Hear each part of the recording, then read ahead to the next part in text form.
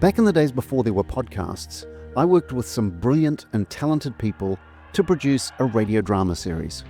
It was kind of a hybrid soap opera and quirky thriller, filled with what was, at the time, an almost unimaginably high-tech conspiracy, political and corporate intrigue, supernatural forces, and the occasional murder, all set in a remote coastal town in the far north of New Zealand. 96 very short episodes, around 5 minutes each, broadcast 4 afternoons a week. Oh, jeez! Oh, man. Are you okay? What the hell are you doing in the middle of the road? I could have killed you.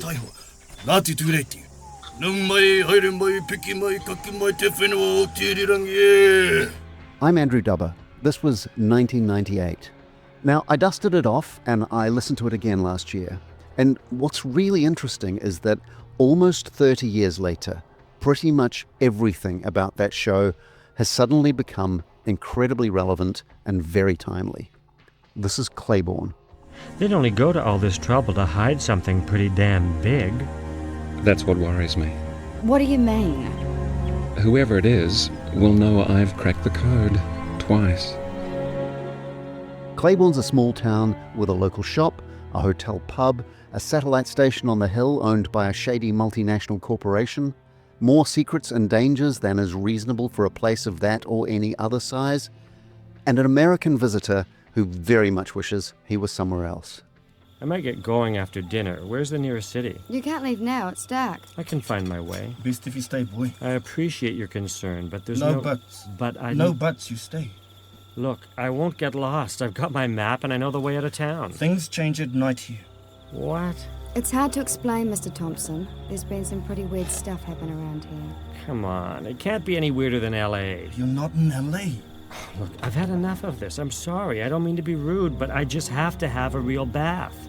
Now I'm going. You can give me some directions or you can just get out of the way. I told you, you're staying. Piss off. Mr. Thompson, people have gone missing around here after dark, and they haven't been seen again. Get real. They're probably just tourists who couldn't wait to get out of town. In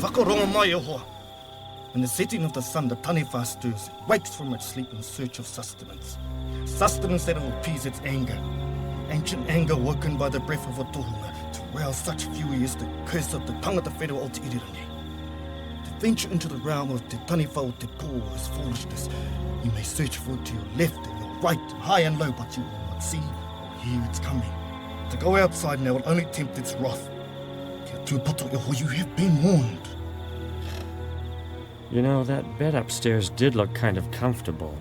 Petapai. You stay, you eat, you sleep. We'll talk tomorrow.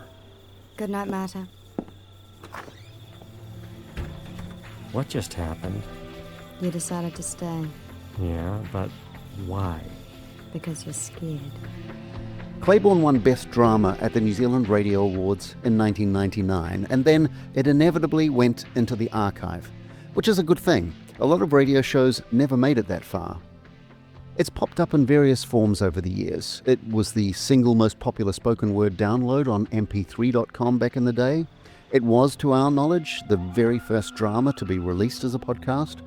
Some fans made a remarkably faithful version of it in German. Some public radio stations in the US and Canada have broadcast it, and someone in the UK even wrote their PhD thesis about it. But it has to be said, there are a lot more people who haven't heard it than who have. And I think that's a shame. I might be biased, but I think it's pretty good. What the hell was that? Not an earthquake. Oh, that's 3 words. I guess it's better than 1. Now stop dicking me around. It was the Taniwha. Oh, what? That dragon you told me about? You expect me to believe that? You asked me and I'm telling you, and I do expect you to believe me. Now, I've spent the last few months going back to the original tapes and remastering the entire series for 2026. And starting on the 1st of June, 28 years after the show first went to air, all 96 episodes will be released, 4 a week, in the same Monday to Thursday rhythm as the original broadcast. It's free. You can find it wherever you get your podcasts or at claybourne.nz. Helen was a behavioral scientist, you know? I mean, Why would they need her at a communications facility like the station? Then I find out her predecessor was Brad Norton, a bigwig in the U.S. Army. What's the link between Helen and Brad and the station? And you think you know the answer? Now, I'm really proud of this show, and I'm very fond of the people of Claybourne. I hope you'll come and meet them, and I promise you, almost all of them survive. Something's going on up there at the station, and somebody wanted Helen dead. Claybourne, coming soon, wherever you get podcasts.